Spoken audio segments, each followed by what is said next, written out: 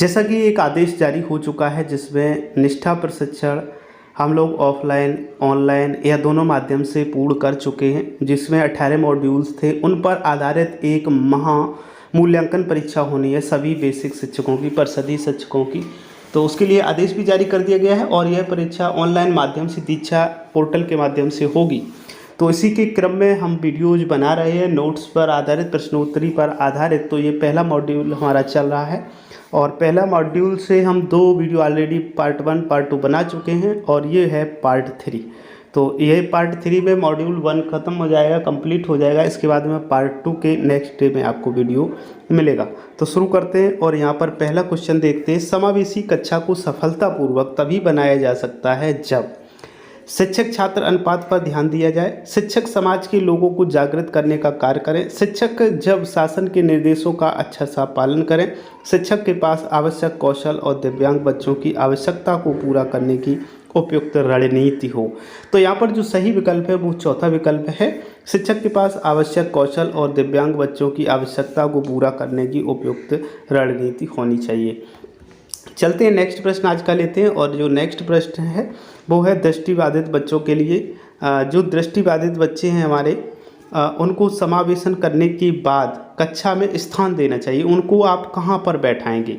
कक्षा की अग्रिम पंक्ति में बैठाएंगे, कक्षा के मध्य में बच्चों के बीच बैठाएंगे, सबसे पीछे की सीट पर जहाँ किसी के द्वारा डिस्टर्ब ना किया जाए वहाँ बैठाएंगे, या उपर्युक्त में से कोई भी विकल्प सही नहीं है। तो मेरे अनुसार पहला विकल्प इसका सही है, यानी कि कक्षा की अग्रिम पंक्ति में बच्चों को उनको बैठाएंगे जो दृष्टिबाधित है, जिससे कि वे बोर्ड पर लिखे हुए जो चीज़ें हैं या शिक्षक से कांटेक्ट में बने रहें, इस कारण से। चलते हैं नेक्स्ट प्रश्न लेते हैं और जो नेक्स्ट प्रश्न है यहाँ पर, विशेष आवश्यकता वाले बच्चों से प्रत्युत्तर हेतु मौखिक या लिखित के अलावा उपयोग करना चाहिए। जो विशेष आवश्यकता के बालक हैं, दिव्यांग बालक हैं, उनके लिए लिखित मौखिक के अलावा और किस तरीके से आपको प्रत्युत्तर करना है उसके बारे में है। तो वास्तविक वस्तुओं का शब्द या चित्र कार्ड से, फ्लैश कार्ड से, सभी से। तो यहाँ से ये सभी विकल्प वाला सही है, यानी कि चौथा सही है। आप वास्तविक वस्तुएं भी दिखा सकते हैं, जैसे आप गिनती सिखा रहे हैं तो उनको आप कंचे दिखा सकते हैं, कंकड़, लकड़ी, कुछ भी पत्ते जो भी आपके पर्यावरण में मौजूद हैं, या शब्द या कार्ड दिखा सकते हैं। कार्ड जो होते हैं उनके फ्लैश कार्ड होते हैं, उनसे आप पढ़ा सकते हैं। चलते नेक्स्ट प्रश्न लेते हैं। तो यहाँ पर जो नेक्स्ट प्रश्न है वो है, स्वयं को शिक्षार्थी के रूप में देखना।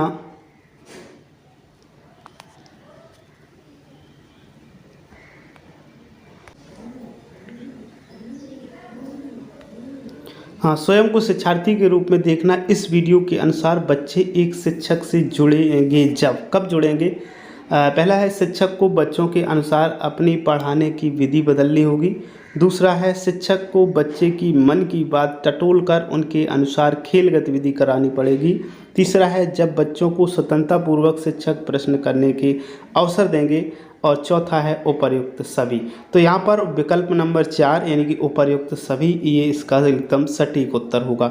नेक्स्ट प्रश्न लेते हैं और नेक्स्ट प्रश्न में आप यहाँ पर देख पा रहे हो गतिविधि नंबर 6, जो जब आप पहला प्रशिक्षण कर रहे थे। तो गतिविधि नंबर 6, अधिगम शैली पर विचार, स्वयं को शिक्षार्थी के रूप में देखना। नीचे दिए गए वाक्य की पूर्ति हेतु कथन है, मुझे सीखना आसान लगता है जब। कब आसान लगता है? नंबर 1, सभी के साथ गतिविधि करते हैं। नंबर 2, जब शिक्षिका डांटती नहीं है बल्कि मेरे उत्तरों से मेरी तारीफ करती हैं।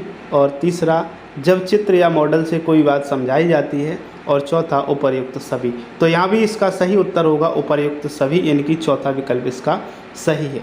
नेक्स्ट प्रश्न लेते हैं और यहाँ पर यूडीएल से संबंधित है। यूडीएल करता है, क्या करता है? उन्नत दर्जे के शिक्षकों का प्रशिक्षण।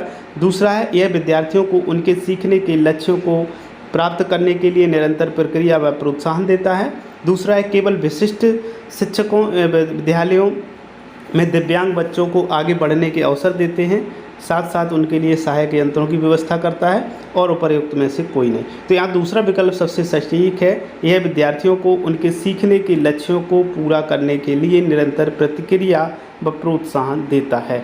तो इस प्रकार से आगे चलते हैं नेक्स्ट प्रश्न। तो यहाँ पर नेक्स्ट प्रश्न के रूप में ये आता है, कक्षा में बच्चों की विविधता को गति देने का कार्य किया है। किसने किया है? शासन के अध्यादेश और सक्षम नीतियों ने, पालकों व शिक्षकों के प्रयास ने, और सामाजिक विविधता ने, और चौथा है विद्वानों ने।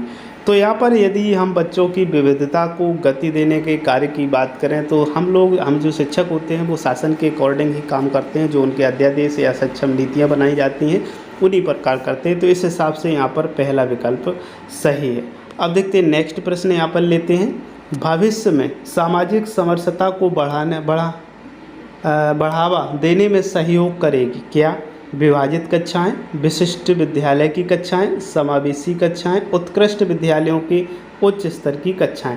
तो यहाँ पर जो सही उत्तर है वो तीसरा है, यानी कि समावेशी कक्षाएं भविष्य में सामाजिक समरसता को बढ़ावा देने का कार्य करेगी और उसके सहयोग करेगी। नेक्स्ट प्रश्न लेते हैं। नेक्स्ट प्रश्न है हमारा, जानवरों के स्कूल में तैरने की योग्यता में किस जानवर को तैरने में डी ग्रेड प्राप्त हुआ था? यानी कि जब आप वीडियो देख रहे थे, ये प्रशिक्षण कर रहे थे, तो इसमें एक प्रतियोगिता हुई थी जानवरों के तैरने की, तो उसमें डी ग्रेड किसे प्राप्त हुआ था? बतख के। तो चौथा वाला इसका सही उत्तर है। चलते हैं नेक्स्ट प्रश्न की ओर। तो यहाँ पर जो नेक्स्ट प्रश्न है वो है, बोलने में देरी करने वाले विद्यार्थियों के मूल्यांकन में शिक्षक को नहीं करना चाहिए चित्रों का प्रयोग, चित्रों के संकेत करके प्रदर्शित करने की अनुमति देना, अतिरिक्त समय देना, और दूसरे बच्चों से सहायता लेना। तो जो बच्चे देर से थोड़ा बोलते हैं, देर से जवाब देते हैं, तो उनको आप दूसरे बच्चों की सहायता ना लेने दें, स्वयं ही थोड़ा समय देकर उनसे कार्य करवाएं। तो यहाँ पर चौथा विकल्प इसका सही जाता है। चलते हैं नेक्स्ट प्रश्न देखते हैं। और यहाँ पर जो नेक्स्ट प्रश्न है वो है, विशेष आवश्यकता वाले बच्चों के मूल्यांकन में लचीलापन अपनाना चाहिए, दूसरा है समय पालन पर विशेष ध्यान देना चाहिए, तीसरा है सिलेबस प्रक्रियाओं को अस्वीकार करना चाहिए, और चौथा है पहला और तीसरा विकल्प इसका सही है। तो यहाँ पर मुझे लगता है कि जो सही विकल्प है वो पहला वाला है, लचीलापन अपनाना चाहिए। चलते हैं नेक्स्ट प्रश्न लेते हैं। और नेक्स्ट प्रश्न में है, मूल्यांकन में निम्न में से किस टूल्स का उपयोग नहीं किया जा सकता है? अक्षर कटआउट्स का, सभी के लिए ऑडियो का, चित्र कार्ड का, कक्षा में की गई गतिविधियों का। तो यहाँ पर दूसरा विकल्प ज़्यादा सटीक है कि कब सभी के लिए ऑडियो का प्रयोग नहीं किया जा सकता है, क्योंकि कुछ बच्चे हमारे ऐसे होते हैं जो बधिर हैं, सुन नहीं सकते। तो जो बच्चे सुन नहीं सकते हैं उनके लिए ऑडियो का प्रयोग नहीं किया जा सकता है। चलते नेक्स्ट प्रश्न एक और लेते हैं। किस प्रकार की विशेष आवश्यकता वाले बच्चों के मूल्यांकन हेतु स्पर्श आलेख का प्रयोग किया? स्पर्श का मतलब छूने के लिए, तो जिसको दिखेगा नहीं वो छू के बता सकता है, इसका मतलब दृष्टि के लिए। यहाँ पर दूसरा विकल्प इसका सही। यहाँ पर एक और प्रश्न लेते हैं। और एक और जो प्रश्न है वो है, बौद्धिक दिव्यांग बच्चों हेतु मूल्यांकन में छोटी इकाइयों का प्रयोग करना चाहिए, बहुसंवेदी दृष्टिकोणों का उपयोग करना चाहिए, चार्टों का उपयोग करना चाहिए, पहला और दूसरा विकल्प सही है। तो बौद्धिक दिव्यांग जो बच्चे होते हैं उनके लिए आपको जो चौथा विकल्प है वो सही है, यानी कि पहला और दूसरा विकल्प सही है।